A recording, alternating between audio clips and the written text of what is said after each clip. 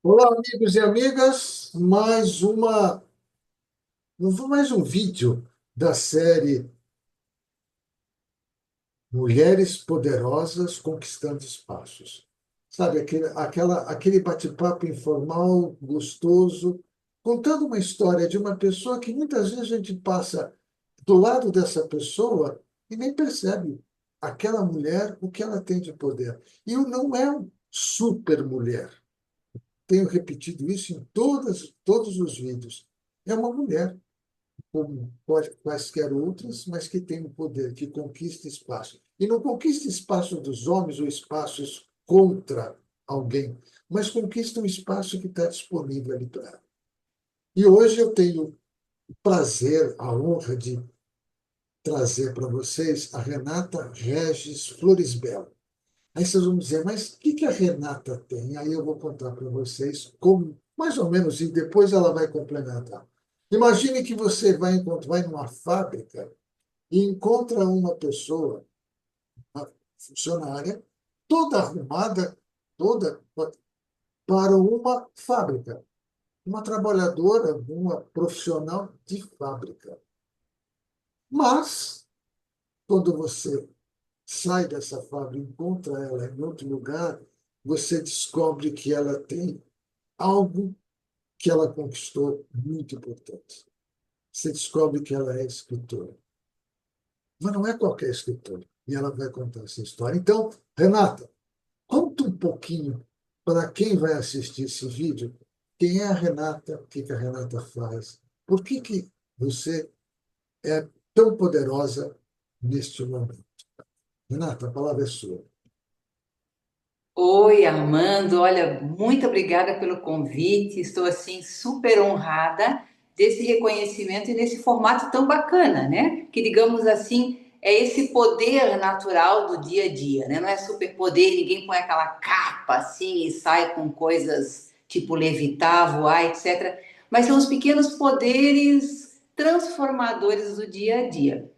Eu sou gestora de qualidade, trabalho com sistema de gestão da qualidade desde décadas e tem um lado cultural. Aliás, esse lado cultural me acompanha desde a infância e adolescência, né? Desde criança eu participei de oficina de teatro, quando adolescente participei também de grupos de teatro, né? Era mascotinha lá, grupo de gente grande, só eu mais novinha.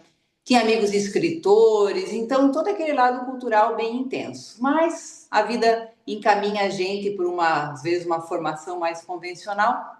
Então fui para a universidade, gostava muito da ideia do trabalho em fábrica, nem me pergunte por quê, porque eu não tinha muita referência, mas me encantava aquela coletividade, aquele fervo de gente lá, naquele lugar grande e cheio de coisas em comum. Segui esse caminho, né?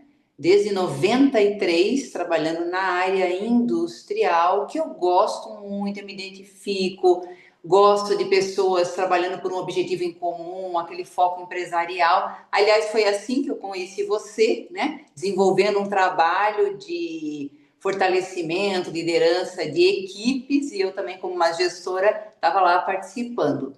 E esse lado cultural foi aflorando de uma forma bem prática. Comecei a escrever em 2010, né? Tive uma ideia para um primeiro livro, nem sabia como é que se fazia livro. Contei com a ajuda de uma amiga designer: Ó, me ajuda aqui, vamos fazer um livro. Ela nunca tinha feito também. E assim foi indo.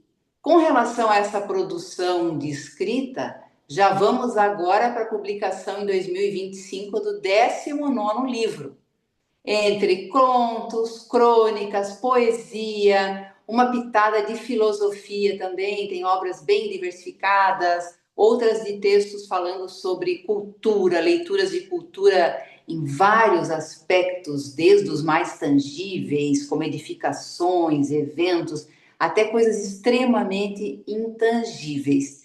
E também com o aspecto do teatro, a gente agregou a questão artística da interpretação. Então, atualmente, por exemplo, eu tenho uma coluna de leitura interpretativa autoral semanal. Então, os textos são de minha autoria e eu faço uma produção e interpreto aquele texto. Tem de tudo, principalmente o que eu chamo de um biorritmo de emoções. Eu acho que todos nós, como seres humanos, nós temos assim uma gama, né? Ninguém é uma coisa só. Um dia a gente está mais triste, outro dia está super feliz, outro dia está surpreso com alguma coisa. E trabalhar com essas emoções diz muito da nossa saúde mental, inclusive considerando coletivas, demandas. Você está numa empresa, tem pressão por isso, pressão por aquilo, né? Você trabalhar com uma área, às vezes aquele entendimento não é 100%. Então, tudo isso trazido para a linguagem cultural dá assim um frescor muito grande, porque se algo me angustia e eu coloco isso na forma de um texto, ou mesmo de um vídeo, ou numa poesia, tem o poder de certo modo, tranquilizar ou suavizar, né? Se eu vivo um momento triste, transmito aquilo na forma de um poema, na forma de um texto. Todo mundo tem esse momento. Então, uma pessoa lê aquilo também, se identifica. E eu coloco muito também como um aspecto de refinar os sentidos. O que que nos torna ser humano, né? Tem gente que acha, por exemplo, ai, uma fábrica é um negócio muito duro, é pesado, as pessoas estão lá naquela rotina.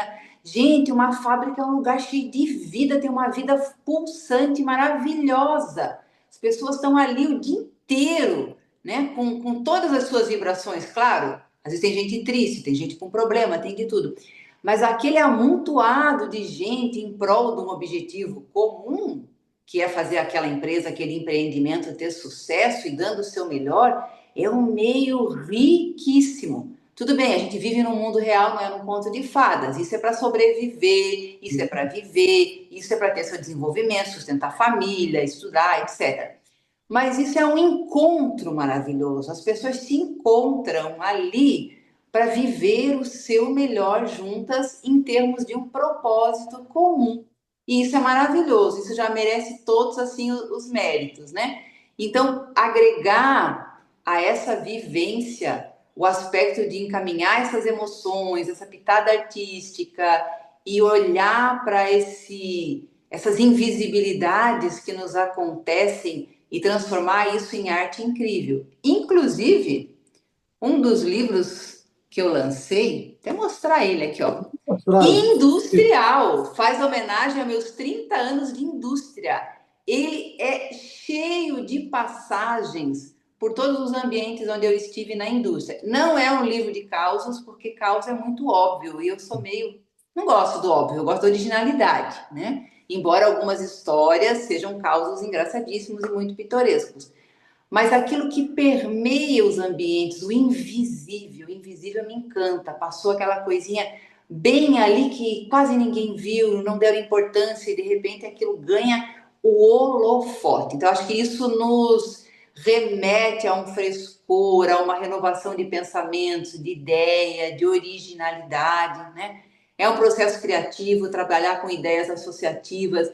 Então, eu gosto de, às vezes, você pega um termo que está sendo empregado numa área e traz para outra.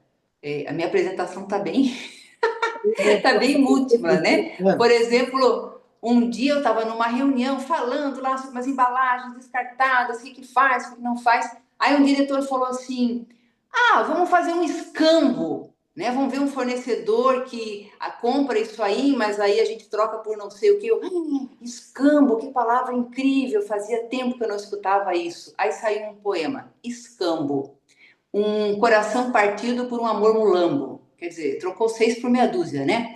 Então, é muito bacana essa vitalização do dia a dia que a arte pode nos trazer e, por que não, lá dentro, né, do ambientado ou favorecido, inspirado por esse meio industrial. eu quero fazer um comentário rapidinho para você, depois eu vou fazer uma pergunta. Nós temos aí algumas perguntas para você.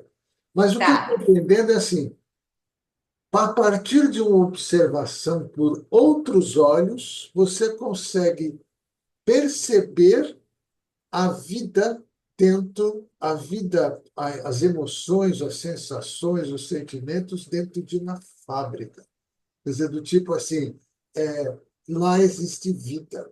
Não é um negócio somente técnico, somente mecânico. Ali tem vida. Isso Olha, isso está começando, está valendo o nosso bate-papo, justamente por conta disso. Puxa vida, como é que uma pessoa, ao entrar dentro de uma organização, uma fábrica, uma coisa, né, que faz produtos, que tem barulho, que tem isso, tal, que tem regras rígidas, que tem isso, que tem lá, de repente sai e consegue ver uma outra, um outro lado que existe, que é sutil, mas que é importante. E às vezes chega a ser mais importante do que aquele produto que está sendo traduzido. Ou seja, mais ou menos assim, se eu conseguir entregar o produto final do meu trabalho com emoção, fica muito melhor para mim conseguir viver a vida. E isso é muito legal. Puxa vida, gostei muito. Mas a primeira pergunta para você é a seguinte: eu reservei aqui, olhando um pouquinho, né? Você, como mulher, quais poderiam ser os desafios que vocês acham, ou você acha na sua vida, para alcançar, e isso para mim é muito importante, a posição de liderança? Como é que você pode dar a sua opinião e a sua vivência na questão, porque você é uma líder dentro da organização. Como é que foi? Sim. Quais são as barreiras, quais são os desafios que você teve que passar por eles? Armando, a minha bandeira, ela sempre foi muito o ser humano. Para falar bem a verdade, eu nunca fiquei assim levantando causas, não, porque a mulher isso, a mulher aquilo. Sou mulher, adoro ser mulher. Desde menininha eu sempre pensava assim, ai que bom ter um corpo feminino, que delícia, que gostoso, que etc, etc. Tomara que os homens se sintam assim felizes com seus corpos também. Todo mundo se sinta feliz com o corpo que tem, enfim. Mas é normal, assim, o trabalho, os desafios, as questões técnicas, as questões de lidar com as pessoas. Então, eu nunca fiquei pensando muito, assim, né? Qual é a estratégia para conseguir isso, conseguir aquilo. Na realidade, desde o meu primeiro trabalho, eu já fui colocada numa questão de liderança, pelo fato de ter uma formação técnica na área e aquela demanda do cargo, né? Me levou a ser colocada naquele cargo. E a gente acabou naturalmente, ao longo da vida, tendo cargos mais de liderança, outros um pouco mais técnicos, mas mesmo os cargos exclusivamente técnicos que eu exerci, sempre demandaram uma questão de liderança no seguinte sentido: às vezes você pode não ter nenhuma pessoa ligada a uma equipe, um subordinado, mas você tem que atuar tecnicamente buscando resultado, implementando um programa, ou implementando um sistema, e nisso precisa da participação das pessoas. O sistema de gestão da qualidade, por exemplo, né? Normas de certificação de qualidade envolvem muitas áreas. Então, eu estou trabalhando com as áreas e as pessoas que estão lá não são meus subordinados. Não são meus subordinados, por exemplo, uma equipe de engenharia, uma equipe de produção, uma equipe de compras, mas eu tenho que influenciar positivamente, eu tenho que mostrar uma demanda, uma necessidade, para que essas pessoas percebam a importância disso.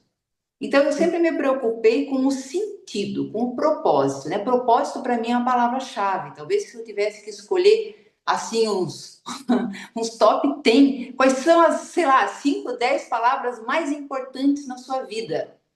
Talvez se tivesse entre as três primeiras, propósito. Tudo na vida tem que ter propósito. Então, no trabalho, se eu vou levar algo para alguém, eu sou a primeira a entender que aquilo é importante. Se eu achar que não é importante, tchau, vamos embora, vou fazer outra coisa em outro lugar. Vou vender pipoca na frente do cinema, vou, né? Porque é importante comer pipoca no cinema, então vai ter mais propósito. Mas, então eu entendo que tem uma relevância, vou trazer para as pessoas mostrando aquela relevância. Então acaba sendo uma liderança, entre aspas, natural, pela exposição de uma importância, de uma relevância de uns aspectos e aí com trazer as pessoas para isso. E na arte também, não é uma arte, ela não é fútil. Eu não estou fazendo por fazer, ai que gracinha, tá interpretando lá, tá fazendo um personagem. Não. Eu estou falando de uma emoção real que eu vivi, ou alguém perto de mim viveu. É o inerente à nossa sensação humana. Então, muitas vezes eu trago uma tristeza, por exemplo. Às vezes alguém comenta comigo, nossa, Renata, que lindo, que triste, também vivi uma coisa parecida, tal. As pessoas se enxergam naquele aspecto artístico que está sendo trazido e de alguma forma também trabalham, né? Existe uma fluidez daquela emoção entre quem está transmitindo e quem está recebendo, e essa forma eu entendo que conduz a um bom encaminhamento daquela emoção, né? Não estou falando que eu faço terapia através da arte, Eu mas acho que é existe importante, eu acho que uma visa. eu acho que está importante, eu vou deixar você terminar, mas acho que é importante você dizer isso, porque a liderança não é simplesmente você ter um monte de funcionários abaixo de você, né? Não. Não, a Uhum. liderança é uma influenciação. E hoje em dia, influenciar pessoas, você não precisa só do saber técnico, você também tem que ter outras qualidades, outros componentes, outras tem que saber trabalhar com emoção, você tem que saber observar e muito mais, né? E você já quase que respondeu uma parte da outra pergunta, que foi dos momentos marcantes que você teve na vida, né? Que você falou, poxa, de repente me colocaram numa posição de qualidade de liderança. E eu não tinha líder, não tinha nenhum subordinado, mas eu tinha que me relacionar com outras pessoas. Não sei se eu estou traduzindo bem essa situação bem. Mas teve momentos marcantes que você pode contar para a gente? Um momento. Olha, o primeiro momento marcante da minha vida, que talvez quem estiver assistindo vai pensar, nossa, que coisa ridícula, mas foi bem marcante para mim, né? Primeiro que eu nasci gêmea, então já vim ao mundo grudadinha com alguém, minha amadíssima irmã Mônica, que eu amo demais. E então, assim, a gente criada juntas, estudamos juntas. Quando chegou na universidade, nós saímos da nossa cidade, fomos para outra, fomos juntas, moramos juntas. Depois eu voltei para casa dos meus pais. Sei que lá com 21, 22 anos mais ou menos, quando eu terminei a universidade, um pouquinho depois, eu recebi uma proposta de emprego para uma cidade bem longe de onde eu morava, né? Quer dizer, não é tão bem longe, mas longe, em distância e culturalmente. Aí fui morar sozinha naquela cidade. Aí cheguei lá, emprego novo, vida tudo novo, né? Vai alugar apartamento, vai. Então, esse momento de pela primeira vez na vida estar tá sozinha e depender de mim mesma, quer dizer, eu trabalho, eu me sustento, eu pago minhas contas, eu foi uma experiência tão boa, tão libertadora, né? Não são meus pais que estão me bancando, não tenho alguém aqui como uma irmã gêmea me ajudando o tempo todo. Então, isso foi um momento bem marcante da minha vida. Outra coisa marcante, que eu acho que daí é emocional, é sensorial, não sei, foi quando eu cheguei no Paraná, que eu nasci em Santa Catarina, amo a minha cidade, Itajaí, o mar de Itajaí está dentro do meu coração, levo para onde for, mas foi muito marcante chegar nos Campos Gerais. Atualmente eu moro no Paraná, em Ponta Grossa, né? E quando eu cheguei aqui e vi essa paisagem, alguma coisa muito transformadora aconteceu dentro de mim. Assim, eu sabe aquele impacto que você não sabe explicar? É emocional, é espiritual, é de caminho, é o quê, né? Mas quando eu olhei para isso aqui, eu pensei, o que é isso? Que terra mais linda do mundo é essa? Eu quero viver aqui, eu quero mergulhar aqui, porque isso é demais. Talvez fosse uma intuição de tudo que aconteceria, e esse ano eu completo 30 anos, que eu cheguei em 95, né? Estamos em 2025. Cheguei em 95, em 2025. São 30 anos de Paraná que eu completo dia 18 de junho. Tem mês e tem ano e tem dia. E então foi uma espécie de intuição, alguma coisa que veio assim, talvez prenunciar essa relação de amor, esse encantamento. Quando eu retornei para as artes, também foi uma coisa muito boa, né? Que aquilo ficou adormecido lá na adolescência. Aí chegou por volta de 2010, aí eu comecei a escrever. E em 2000 lancei um livro que não tinha nem edição comercial, bem simples, tal. Depois surgiu um primeiro um pouco com uma edição comercial em 2012 e aí foi. Um atrás do outro, teve ano que eu lancei dois, teve ano que com um, né? E aquele início assim, pensei, puxa, eu estou retomando com a arte na minha vida. A arte está presente na minha vida de novo, trouxe de volta lá da adolescência, repaginada, agora também muito com a expressão de escritora, né? Depois veio a parte da atriz novamente, que eu agrego junto com a escrita, mas a escrita foi assim o fio condutor de tudo, né? A partir da escrita veio tudo. Virou também um trabalho como compositora, porque eu tenho algumas composições aí em parceria com alguns músicos, né?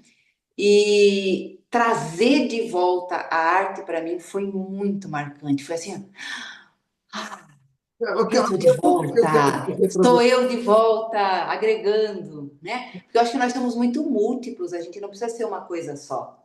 A pergunta que eu quero fazer para você é onde é que você arruma tempo para fazer tudo isso? Claro, aí tem aquela coisa da gestão, né? Priorização. Não vamos perder tempo com bobagem. Por exemplo, as pessoas brincam comigo, né? Mas, ó, vou falar uma coisa que talvez alguns achem horrível. Eu nunca assisti uma série na minha vida. Eu não sei o que é isso.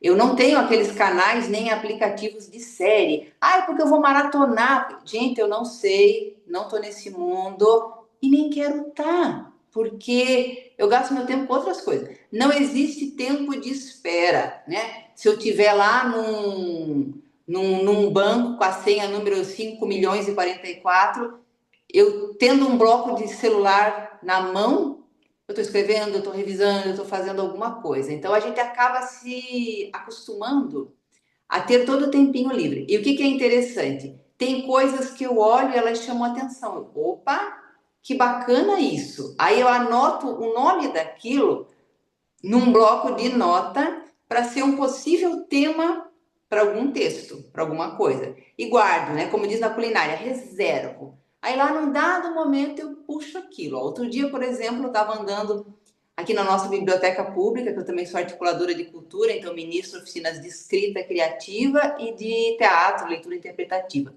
Passei embaixo de uma goiabeira, estava cheia de goiaba podre. Claro, caíram as goiabas, né? Ia ali no chão e tal. É um espaço público, que ninguém fica colhendo. Aí eu olhei aquelas goiabas, me veio toda uma inspiração assim bem nostálgica. Anotei, né? Reservei. Passou uns dias, agora vai aquele texto.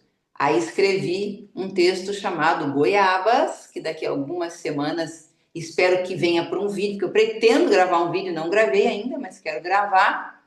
E assim, foi uma goiaba caída no chão que eu vi na rua. Mas aquilo, né? Levantou várias e várias possibilidades. Isso em qualquer lugar. É fábrica, é rua. Que você Eu quero está, ver.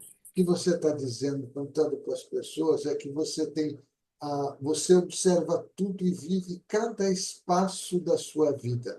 E esse recado, essa dica é fantástica, já fica fazendo parte para isso.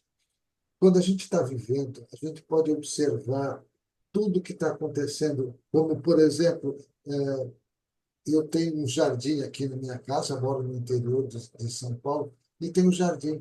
E eu, todo dia, isso agora está sendo todo dia, um pouquinho depois que o sol fica mais abaixo, um pouco, não fica tão quente, depois das 5 horas da tarde, eu vou jogar água nas plantas. E tenho observado que tem uma orquídea que adorou, né, aquele cantinho onde nós colocamos o vasinho dela. E ela está produzindo. E aí eu comecei a lembrar que era uma orquídea que a gente tinha lá em Curitiba e que era difícil dar flor. E agora ela está lá, e dando flor, um cacho, e mais outro cacho, um outro cacho. E aí passou uma senhora na frente de casa, não tem muro, né? É grátis, né? E a pessoa estava olhando. Ele olhou e falou: Puxa vida, eu passo aqui todo dia nesse horário. Posso fazer uma pergunta? Aquela flor que está lá é de plástico? Eu falei: Não, eu achei aqui no máximo. E eu falei: Puxa vida, as pessoas às vezes olham aquilo, mas passa. E eu estou aprendendo, né? a E aí eu posso dizer que para mim é uma aprendizagem, e fazendo essas coisas, você está. Estamos falando de mulheres poderosas, mas vocês estão ensinando para os homens também. Né? Então, olha o teu exemplo que interessante, Armando. Você cultivou aquela orquídea. Sim, Obviamente que nesse cultivo você colocou o teu melhor, sim, né? O melhor do Armando tá lá em boa vontade, em querer que ela fique bem, em água, em sei lá o quê. olha a quantidade de amor teu, e é amor mesmo, porque amor é gesto de boa vontade, é o nosso melhor colocado no mundo, que foi para aquela orquídea. Alguém passa e olha, além da beleza natural da flor, eu entendo que passa também a amorosidade que ela recebeu para chegar naquela beleza, naquele viço. E a pessoa vai perceber isso. Então, é muito bonito. Então, não é uma coisa fútil. Ai, florzinha, né? Não, gente, é gesto real de boa vontade, de propósito, de sentido colocado no mundo de uma maneira sutilíssima que alcança os demais. Então, é muito bonito. A orquídea realmente vai provocar maravilhas aí nos outros. E aí eu falo que, para mim, que estava vivendo uma vida na grande cidade, eu sempre morei em grande cidade, São Paulo, Goiânia, Brasília, depois voltei para São Paulo, depois eu fui para Curitiba. Eu sempre tive essa coisa de muita atividade e às vezes não dava, não é que não dava tempo, eu não parava para pensar e ver coisas que eu estou vendo hoje. E hoje eu estou tendo, olhando as coisas com mais tranquilidade. Isso eu acho que é fundamental para mim.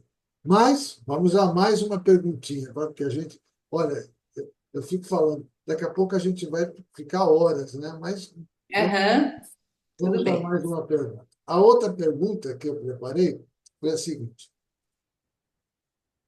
a representatividade feminina. Você agora vai falar um pouquinho. A gente sabe que a representatividade tem crescido, tá? Tem, as mulheres hoje têm um espaço maior na sociedade e eu não vejo, eu pelo menos acho que dificilmente eu estou ouvindo assim, não, isso aqui é lugar, não é lugar para você, mulher. Acho que quase todas as profissões têm mulheres, tudo bem. Mas ainda temos algumas nós temos homens mais vantajosos. No mesmo trabalho, o homem ganha mais do que a mulher. Ainda tem essas questões. Mesmo com leis, com tudo que a gente fala, né, ainda tem isso aí. Você sente isso? Como é que é a sua visão a respeito disso? Olha, eu não fico pensando muito nisso, até porque eu sou do tipo que não especula nada. Tá. Fofoca, essas coisas. Olha, sou a última a saber quem casou, quem separou, quem tem caso com quem. Tô bem por fora sempre disso, né? Então, no meio da empresa, também aquele negócio, pô, fulano ganha tanto, ciclano não tá na minha esfera de preocupação. Agora, eu já escutei coisas ao longo da minha vida que são indícios, assim. Por exemplo, eu sei quanto eu ganho, obviamente, né? Que bom que eu sei. Também sei quanto que dá para gastar, né? Não dá para abusar muito. Mas eu não sei quantos meus colegas ganham. E eu não quero saber, gente. Para quê? Vou ficar me comparando, vou ficar, né? Enfim, deixa quieto isso aí. Tomara que quem pondera sobre isso, quem tem poder de definir, esteja agindo de forma correta. Mas eu percebo que culturalmente ainda tem aquela coisa assim, ó, o homem é o pai, o homem é o homem da casa. E sendo que tem casa que o homem da casa é a mulher, né? Então, não, esse homem, nossa, olha o impacto desse homem, porque daí ele tem mulher, ele tem filho, ele tem. E isso a gente sabe que socialmente não é bem assim. Tá cheio de casa que tem uma mulher que cuida de filhos e ainda cuida às vezes mais de um pai e mãe doente, ainda cuida mais de um irmão, cuida mais de um, né? Então tem outras configurações hoje. Então, se for a questão de pensar, ah, não, o homem deve ganhar melhor, entre aspas, porque ele tem uma família para sustentar, isso já caiu. Porque as famílias têm composições diferentes, tá cheio de mulher sustentando sozinha muitas outras pessoas. E não posso deixar de dizer, nessa questão de assumir posições que antes eram de homens. Eu lembro que algumas décadas atrás, eu andando na rua, normalmente saindo do trabalho e tal, que eu olho assim, passou por mim, aquele ônibus grandão, o biarticulado, né? Aquele grandão assim, já tem um ônibus, mais a sanfona e mais outro ônibus. Que eu olho na frente, na cabine, quem dirigia aquele ônibus? Uma mulher. Tudo bem, hoje todo mundo vê mulher dirigindo caminhão, ônibus, mas isso faz algumas décadas. Umas 2 décadas, tá bom, nem tanto. Gente, eu fiquei tão encantada, eu fiquei tão maravilhada com aquilo que eu me emocionei. Tudo bem que eu sou canceriana e sabe que canceriano chora até em inauguração de farmácia, né? Mas tá. Eu achei aquela cena tão tocante que eu escrevi um texto. Não, não dá, é muito lindo isso, gente, é muito lindo, porque quando eu era criança, nossa, não, não, porque motorista é profissão de homem, porque não sei o quê, porque não sei o quê. Não existe mais, acabou. Motorista é toda pessoa que se sente bem dirigindo, que passou em todos os exames, em todos os psicotécnicos e não sei o quê, e tirou a carteira devida para aquele fim. Ponto final, acabou. Então, hoje os espaços são preenchidos por aqueles que têm afinidade por aquela atividade. Claro, discute-se muito que a mulher tem mais habilidade para isso, o homem tem mais habilidade para aquilo. Pode até ser, mas nada é regra geral, né? E então, o que a pessoa se sentir, tiver afinidade por determinada tarefa e quiser fazer, ótimo. E nas fábricas, lógico, cada vez a gente vê mais mulheres, cargos de liderança também, né? Ainda não é aquela unanimidade 100%, né? Poderia ter mais, essa representatividade poderia ser maior, mas eu entendo também que é uma questão de tempo. Se a gente pensar que nem faz tanto tempo assim que as mulheres nem votavam, né, de uma série de condições sociais bem desfavoráveis para a mulher, e tudo isso está sendo naturalmente trabalhado. Que eu acho que também não precisa ser forçado, né? De hoje em diante tem que ter X mulheres fazendo não sei o que, não sei o que. Não, tem mulher querendo fazer isso? Se tem mulher, vamos ter oportunidade para aquelas que querem, sabe? Agora, não, agora, obrigada, tem que ter um. Deixa que seja natural. E naturalmente todo mundo vai conquistando os espaços que são o seu sonho, o seu sentido e o seu propósito de vida. Nossa, isso aqui, olha, tá sendo uma aula muito legal. Não quero saber uma aula, está sendo assim um papo tão gostoso, porque você está mostrando todo um espaço em que todos somos iguais, tanto você quanto eu, você sendo mulher ou sendo homem, e qualquer outra coisa, esses espaços estão aí para a gente ocupar.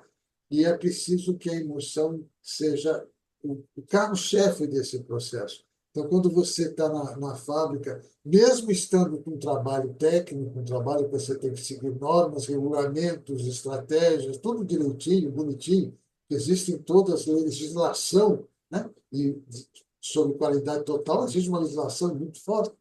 Você enxerga uma vida atrás daquilo, uma amorosidade, você enxerga do. E isso é uma conquista muito boa, por isso que eu estou feliz de ter convidado você, porque você é poderosa por conta disso.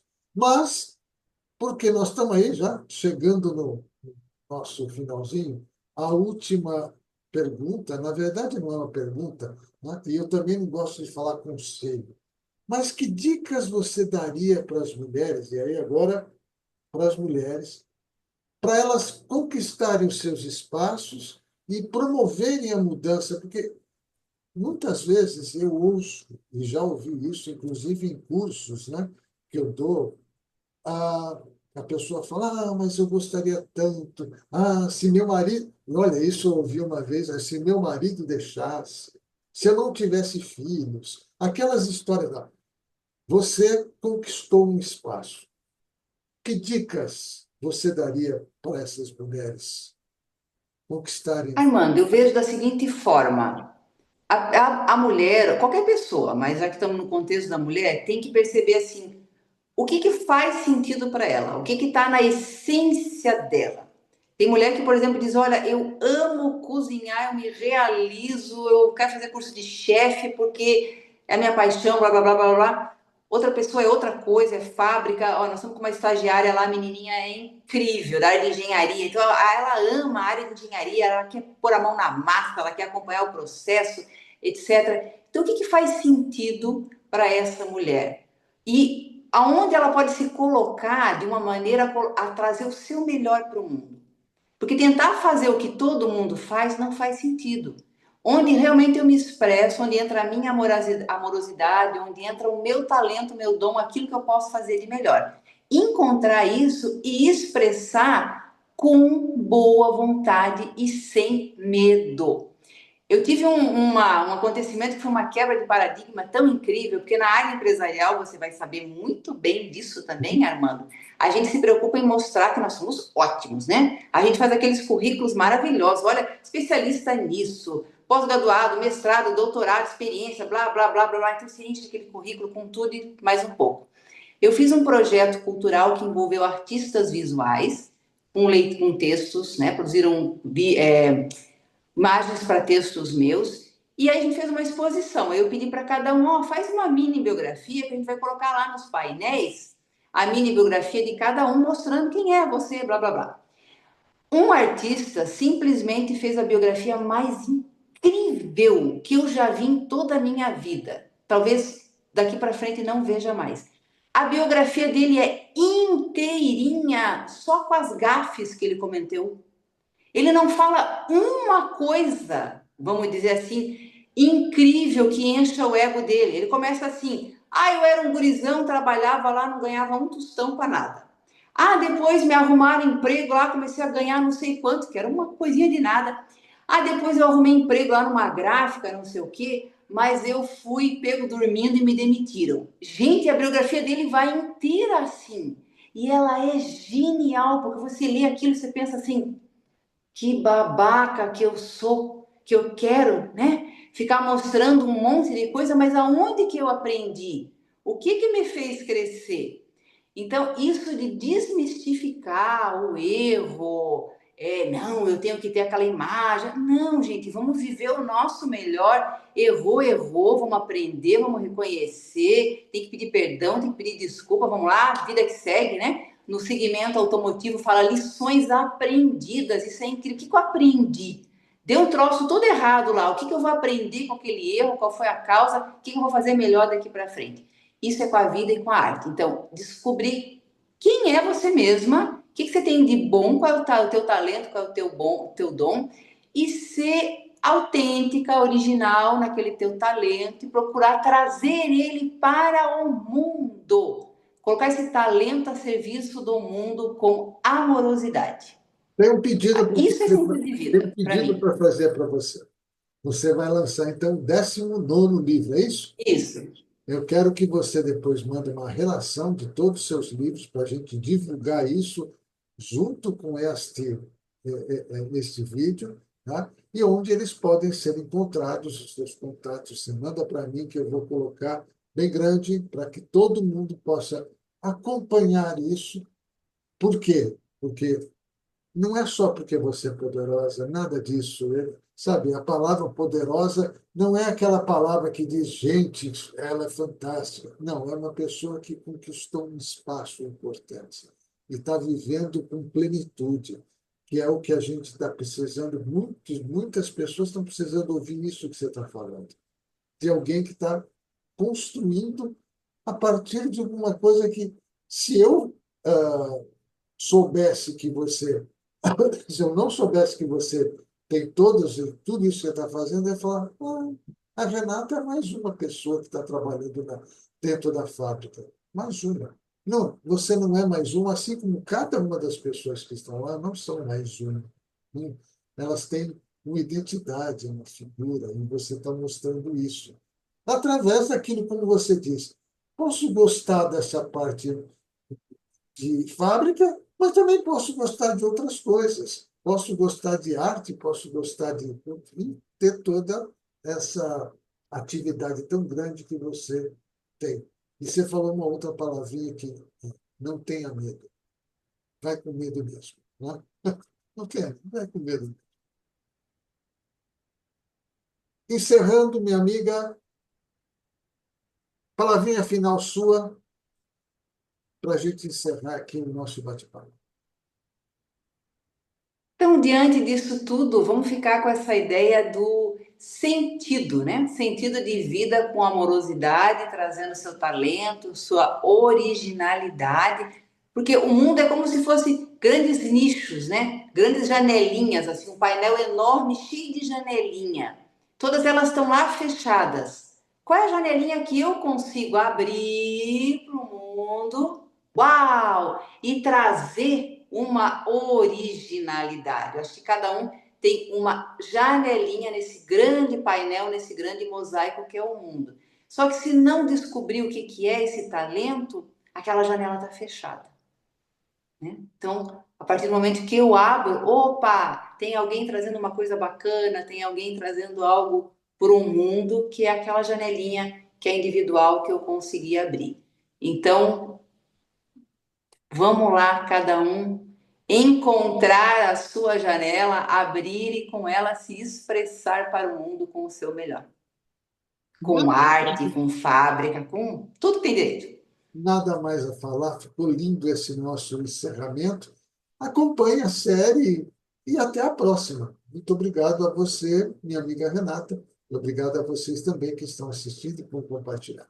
Até mais.